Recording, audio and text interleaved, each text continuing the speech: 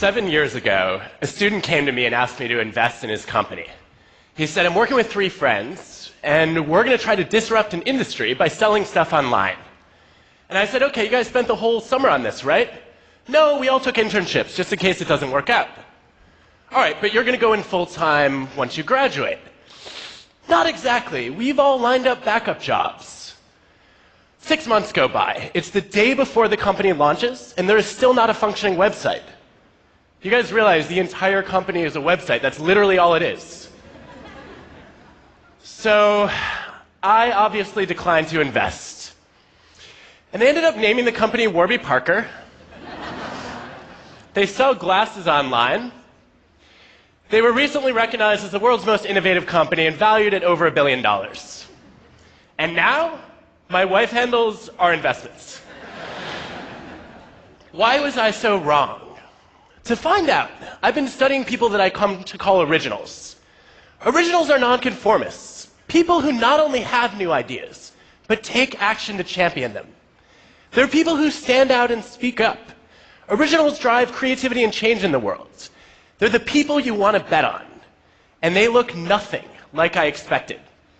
I want to show you today 3 things I've learned about recognizing originals and becoming a little bit more like them. So, the first reason that I passed on Warby Parker was they were really slow getting off the ground. Now, you are all intimately familiar with the mind of a procrastinator.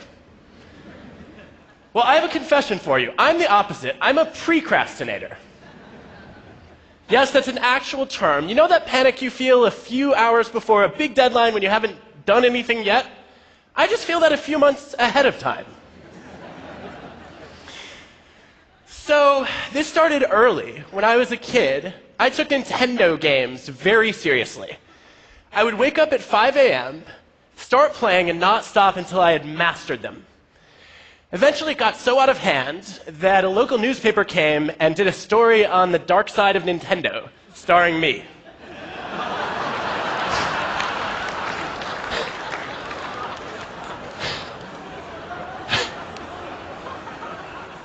Since then, I've traded hair for teeth.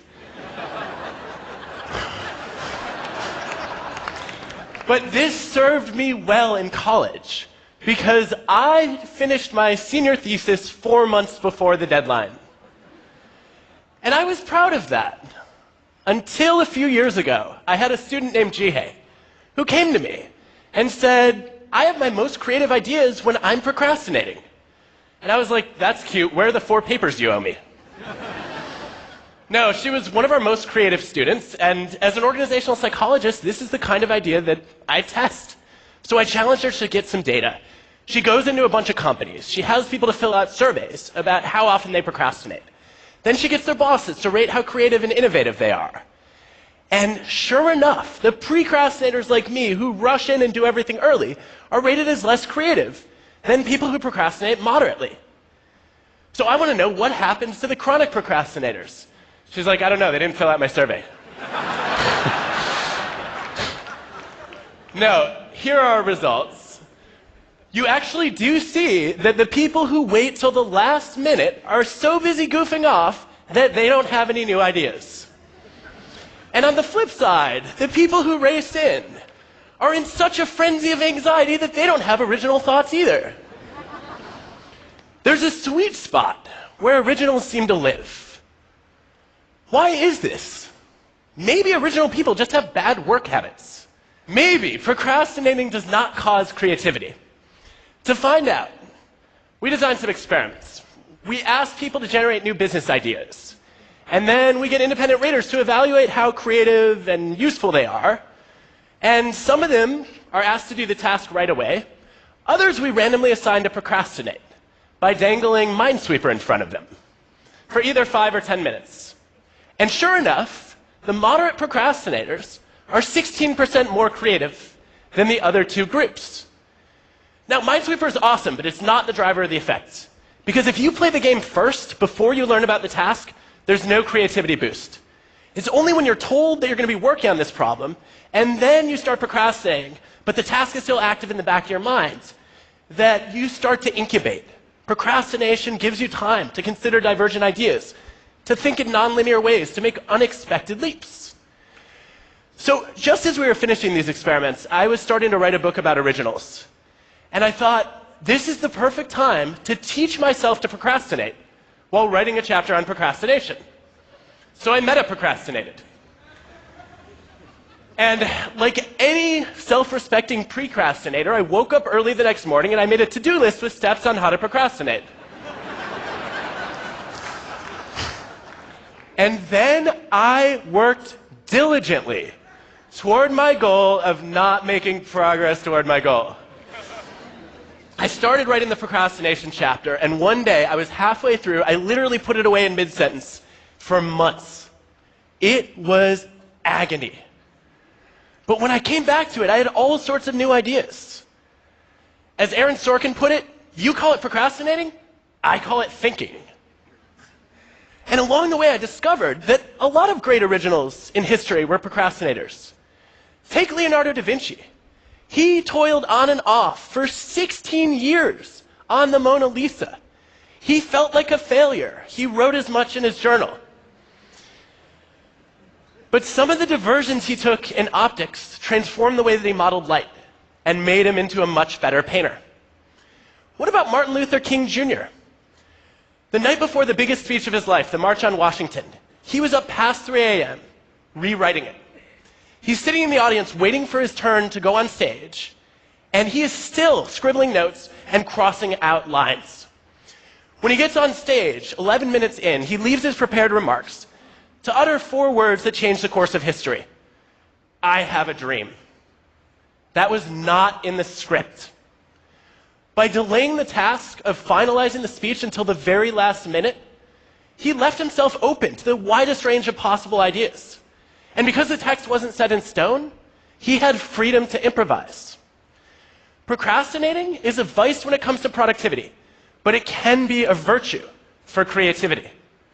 What you see with a lot of great originals is that they are quick to start, but they're slow to finish. And this is what I missed with Warby Parker. When they were dragging their heels for 6 months, I looked at them and said, you know, a lot of other companies are starting to sell glasses online.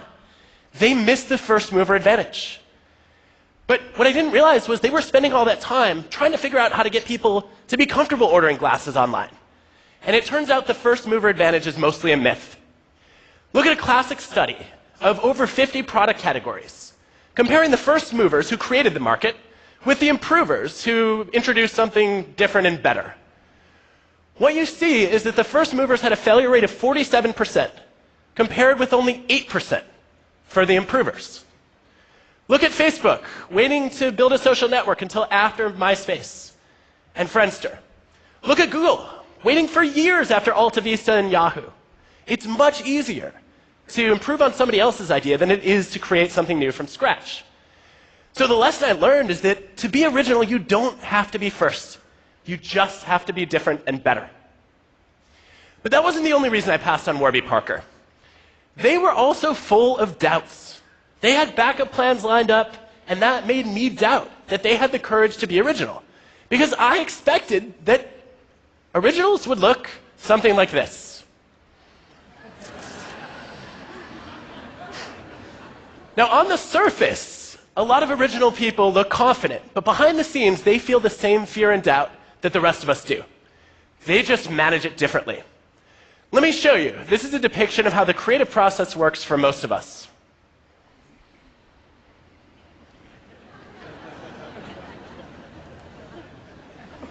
Now, in my research, I discovered there are 2 different kinds of doubt. There's self-doubt and idea doubt. Self-doubt is paralyzing. It leads you to freeze. But idea doubt is energizing. It motivates you to test, to experiment, to refine, just like MLK did. And so the key to being original is just a simple thing of avoiding the leap from step 3 to step 4. Instead of saying, I'm crap, you say the first few drafts are always crap. And I'm just not there yet. So how do you get there? Well, there's a clue, it turns out, in the internet browser that you use. We can predict your job performance and your commitment just by knowing what web browser you use. Now, some of you are not going to like the results of this study. But there is good evidence that Firefox and Chrome users significantly outperform Internet Explorer and Safari users. Yes! They also stay in their jobs 15% longer, by the way. Why?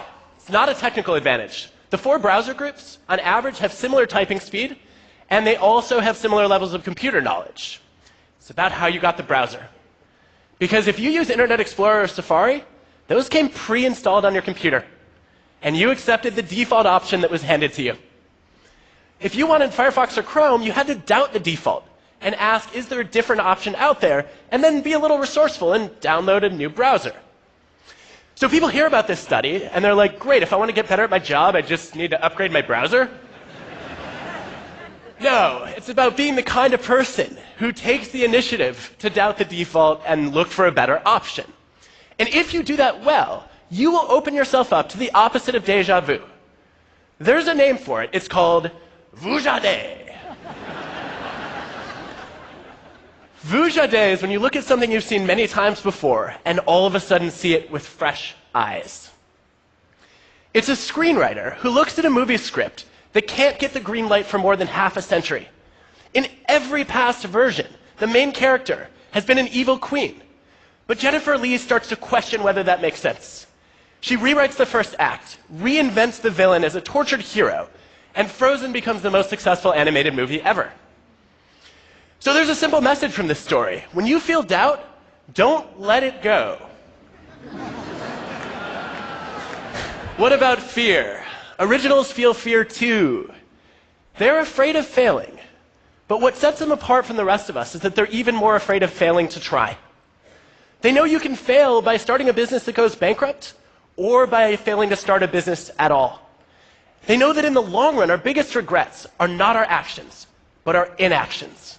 The things we wish we could redo, if you look at the science, are the chances not taken.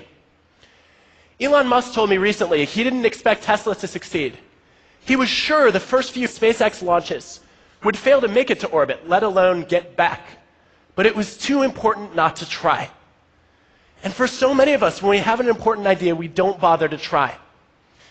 But I have some good news for you. You're not going to get judged on your bad ideas. A lot of people think they will. If you look across industries and ask people about their biggest idea, their most important suggestion, 85% of them stayed silent instead of speaking up. They're afraid of embarrassing themselves, of looking stupid. But guess what? Originals have lots and lots of bad ideas. Tons of them, in fact. Take the guy who invented this. Do you care that he came up with a talking doll so creepy that it scared not only kids but adults too? No, you celebrate Thomas Edison for pioneering the light bulb. If you look across fields, the greatest originals are the ones who fail the most, because they're the ones who try the most.